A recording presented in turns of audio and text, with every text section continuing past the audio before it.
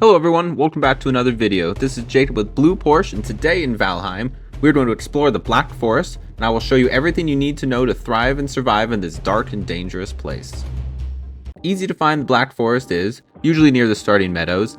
Looking at the map, it is the darker green portion. You probably ran into it if you've defeated the first boss, but if not, keep exploring and you will find it. And before we run into the Black Forest all willy-nilly, I would recommend being prepared. So, let's get some leather armor. It is made from deer hide. It is going to be lightweight and provides a high armor rating. Weapons, I would say the crude bow and the club are going to be absolutely needed. The crude bow is a basic bow, but it helps you take down enemies from a distance and hunt some animals. The club is a good all-purpose weapon for some close-quarter combat. And then a shield, so you're going to start practicing blocking and parrying enemies' attacks. And now moving on to the food that I would recommend, starting with meat. Meat provides excellent health benefits for you. So cooked deer meat and cooked boar meat are the top two. The deer meat does offer a little bit more health advantage over the boar meat, but both are great. Use what you have. Moving on to stamina, it is going to be honey and raspberries. Raspberries spawn on little bushes around the forest. I'm sure you've seen them. Collect as many as you can. I know that's a carrot, but honey is a great source if you can find it, and I just kind of forgot to put it on the table for this video, so we're going to pretend that's a piece of honey. I promise I will show you how to and where to get carrots. As a little prologue before we begin, I would like to mention things that I have learned personally since my initial run of the Black Forest. There was an update where we can now snap different item points when building, so this makes it incredibly easy to really customize your base exactly how you want it, as opposed to running around just kind of hoping it works, before. So we're not at stone building yet, but now with this base, we can have stairs going up and down instead of, hopping up on one end. Another thing I learned is that when you are, crafting items, no problem, everyone figures that out. But this little style button, if you click it, you can choose different styles for your shields. I had absolutely no idea. So if you've built something in the past, it's more than shields that have these style buttons on them. So look through and you might find something that you can, personalize just a little bit more, for you. I think the last thing that I've learned is that when you're building, the upper left option of the hammer, it can be clicked. I thought it was just like an icon just to say like, oh, you're using your hammer. But with this, you can repair items. I went through the first half of this game not realizing this. So, we don't have a stone cutting, workbench right now, so we can't repair stone. But that little piece of wood on the outside, we can repair that. So if we look at it, it's a little green, a little moldy, kind of looks a little damaged. It is damaged, as opposed to the one right above it. Weather damages wood, so up to 50%. So it won't damage it completely or break it. But if enemies do attack your base, they are going to be able to, harm it that much easier. So just keep everything repaired. Chapter 1, Enemies. Now I know it is a stretch to call bees enemies, but in this game they do deal poison damage, so when you find a beehive in these abandoned houses, shoot them with your bow, collect the queen bee, and you can build your own beehive at your base to extract honey from. The Black Forest is full of new enemies, so we're going to go in order from smallest to largest and learn a little bit about each of them. First off, the Grey Dwarf. These are the direct successor to the Grey Ling that we found in the meadows, but these are going to be a little bit bigger. Their eyes glow blue at night. From a distance, they throw rocks. Up close, they kind of slash you with their hands and deal some damage. One-on-one, I would use just a shield to block them, club to hit them. In groups, they're kind of a nuisance, but they're susceptible to fire damage, so if you have a torch to hit them with or fire arrows, that's great. And like most enemies in this game, they kind of run around you and have to line up perfectly to charge at you, so that gives you plenty of time to dodge or block their attacks. Okay, on to some spooky skeletons. These undead warriors, they do pack quite a punch, but they're a lot more brittle than the Grey Dwarfs. They're weak to blunt damage and fire damage, and they're resistant to pierce damage and frost damage when we unlock that. So take out your club and give them a few whacks. Problem no more. When they do die, they drop bone fragments. Now these are very important because they're needed to upgrade your club. So make sure to grab a lot of them and be on the lookout because these guys do tend to gang up. Moving on to the medium-sized enemies, the first one that we are going to focus on is the Gray Dwarf Shaman. These are some nasty little buggers. They glow green, they'll hit you if you're close to them, spray poison at you as well, and if you leave them alone, they'll heal their allies for up to 20 HP over 4 seconds. You cannot block their poison gas, so make sure to get these guys first. I would recommend to, avoid any problems. They also drop Buke Berries. A Buke Berry is a new item for the Black Forest that, kind of as the name says, gonna make you throw up a little bit. Useful, I guess, but let's say that you ate the wrong food. Maybe you upgraded recently and you wanna, eat that upgraded food instead of what you have. Eat a Buke Berry and it's gonna evacuate all the content in your stomach. It does damage you slightly. I started this with 4 HP and did not know that it damages you, so I died. But it doesn't damage you too much. Make sure that you have, decently full health before doing it. The last of the medium-sized enemies is the Gray Dwarf Brute, and as the name kind of suggests, these guys are a little brutal. They're the big heavy hitter of the Gray Dwarf family. They rock a club and a cute little dandelion crown. One-on-one, like most enemies, they're fine. I would block and parry their attacks. Parrying is a useful skill in this game. You're going to hold up your shield right before the enemy makes contact with you, and it's going to throw them off their balance and open them up for, a few attacks. So, keep dancing around this guy, parry him, beat him down, and it's going to be pretty easy. All Gray Dwarfs drop Gray Dwarf Eyes, which is a useful tool for upgrades and crafting in the future. Now that we've seen all of the Gray Dwarfs, I wanted to kind of illustrate what we're going to see out in the wild. They do tend to be together, especially around that pink, smoky, viney cluster over there. That actually is their nest or their spawn point. You can destroy it and it will drastically reduce the amount of Gray Dwarfs in the area. So if you see one of these near your base, make sure to get rid of it. They're also one of the only ways to get ancient seeds, but we're going to talk about that later. And last, but certainly not least, the trolls. The large monsters of the forest are coming after you and your base. So coming up, we're going to learn a couple ways of getting rid of them. Chapter 2. Plants. The Black Forest has a lot of useful pickings on the ground, so keep an eye open, especially for these red mushrooms. They have equal stamina and health benefits, and they're almost as good as eating cooked boar meat.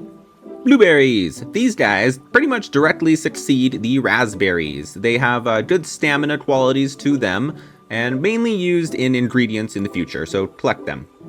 Thistle. Thistle is non-edible. Kind of pretty looking, but just like everything in this game, it is all useful. You might not have a purpose now, but you don't want to unlock a new crafting recipe and have none. So collect everything you can when you can. And here we go. We're going to learn a little bit about carrots. Carrots come in the form of carrot seeds in the Black Forest that look like this. The white flowers that, when picked, will yield the seeds themselves. And eventually we will learn how to plant them and grow our own carrots. Chapter 3. New materials. Ancient seeds. You need 3 of them in total, and you can get them from those enemy nests or the brutes. Located a little bit deeper in the Black Forest are pine trees. Pine trees are one of 2 new trees that we're going to be talking about. Chopping it down, it doesn't give you pine wood, it gives you core wood, which makes sense. But the flint axe from the meadow is going to be all you need to chop them down. Be careful that anytime you do make noise in the forest, chopping or using your pickaxe in the future, enemies are going to be alerted. So watch out for them. And, once we catch this log and kill some enemies, we're going to chop it down a little bit further. Core wood is a little bit heavier and a little bit stronger than regular wood, so it's going to offer new building materials for our base, new weapons, and some new furniture as well. So definitely make sure to get a lot of it. The second tree we're talking about is this white-trunked birch tree over here. Now, birch trees are not exclusively a Black Forest tree, but they do tend to grow all over Valheim. We do, however, need the bronze axe that we unlocked in the Black Forest to properly chop them down. So I am going to show you a little hack before we unlock that. This is just another tree that I happen to chop down nearby. Trees apparently hurt trees in this game, and just like that, if you hit it enough with a tree trunk, it will fall down. So we're going to do the same process until, there you go, split in half. And we can't hit these trees into rocks. It's only other trees that damages them. So we're gonna get fine wood here. Fine wood leads us to our next bow, building materials, and more furniture. And now on to the spooky burial chambers. These are essentially Black Forest dungeons, if you will. This is the first time in the game that we get to be transported into a new room. They're gonna be filled with skeletons and items that we need. At the beginning platform, you can build anything that doesn't require a workbench, so benches, a campfire, kind of etc. But the rested buff is gonna be your best friend in these burial chambers. When your comfort level is at least 1 and you kind of hang out for 20 seconds, you get rested. Level 1 rested is 8 minutes, and for those 8 minutes, your experience points are doubled or 50% more gained, and then your stamina regenerates a lot faster. So because we're inside and sheltered, my comfort level is 3, giving me 11 minutes rested. These yellow mushrooms are very cool. They light your way, they're a great snack for stamina, and they're used in recipes. Usually I'll finish the burial chamber and then go through and get all of the mushrooms. Usually I go left to right, leaving the doors open in these chambers, but we're gonna be looking for skeletons and chests mainly. Chests are filled with loot that eventually we can kind of sell and barter for new things at the merchant in this game. Also, our most prized possession that we're going to be looking for, Surtling cores. These little engine hearts are going to allow us to smelt ingots and produce metal later on. Found in these little kind of holders or in random chests, these Surtling cores are definitely needed to progress in the game. I think it's like a 5-10 minimum for, in the future, so make sure you get enough of them. The next thing we're looking for is the boss's stone, a Vegvisir. When interacting with these, it'll show you the boss's altar location. They can also be found outside, although I feel like they're a little bit more rare as I've only stumbled across one. But here we are interacting with it. It'll mark on your map where for you to go when you're prepared to fight the boss. And if you've made it this far, you're on the cusp of a new age. So let's build this tool to help us get there. The pickaxe, specifically the antler pickaxe. Antler pickaxe requires hard antler, which is a drop item from the first boss Ethikir out in the meadows. When defeated a boss, you also get a new power. So we're going to activate Ethikir's power, which while running greatly reduces the stamina cost. You can just run for, miles and miles with it. But with our pickaxe, we can go and crack some rocks. So come on everybody and show me what you got. Here we are, a boulder. After a few whacks of it, we're gonna be able to get a bunch of stone. So no longer running around looking for loose rocks on the forest floor. We're gonna be able to get our own. Now with mining unlocked, let's go get some ore. Chapter 4! Mining and forging. First off, tin. Tin is gonna be found near water, exclusively in the Black Forest. A lake, a stream, the ocean, doesn't matter. Give it a few whacks. Tin is going to be the easiest part of this next step. Copper. Copper is going to give you a little bit of PTSD. Copper they're huge deposits, and they're much bigger than you could possibly imagine. This is the first one that I did. I'm going to show you 2 better ways of doing it. Don't go from the top down. First off, troll mining. This is a little iffy. So these are trolls. This is one that I've been antagonizing with my bow. Use your bow when you first see them. They swing a big log. Some of them have the log, some of them don't have the log, but these big blue guys are trolls. And look at this. They hit the ground, they do a ground pound, and you can get out of there if you jump, dodge quick enough. But, see? They're gonna break the stone. Only the top portion of it. They break everything. Trees, stones, bases, your will to live, your will to play this game. But with bows, they do die. So avoid them. They're pretty quick. They're quicker than you think, but they drop troll hide and coins. Troll hide is gonna be needed for the next armor that we're gonna, get unlocked through the Black Forest. Now this big chunky daddy right here is a perfect copper deposit. Flat ground, nearly out of the ground completely. It is easier for you to mine earth with your pickaxe than to break rock, much more time consuming. So we are going to break the earth completely surrounding this guy. So, physics aside, this copper deposit is floating. You can walk underneath it. It's not touching anything. That is going to be key for this next step here. So we are going to fall, so make sure that you're not too high above the ground, but with a couple swings of our pickaxe here, this whole thing is going to crumble. And it is one of the most satisfying sounds when you hear it in-game, but look at that.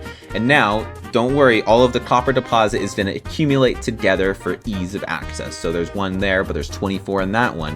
While gathering them all up, I almost got 300 pieces of copper. This would have taken me real-life days doing it my first method. There we are. We have all of our tools: tin, copper, stone, circling cores. With those, you can create a smelter and a kiln. Add wood to the kiln and it will produce coal for you. Add coal to the smelter and a little bit of the ore that we found. And friends, you've done it. You're a metal smelter.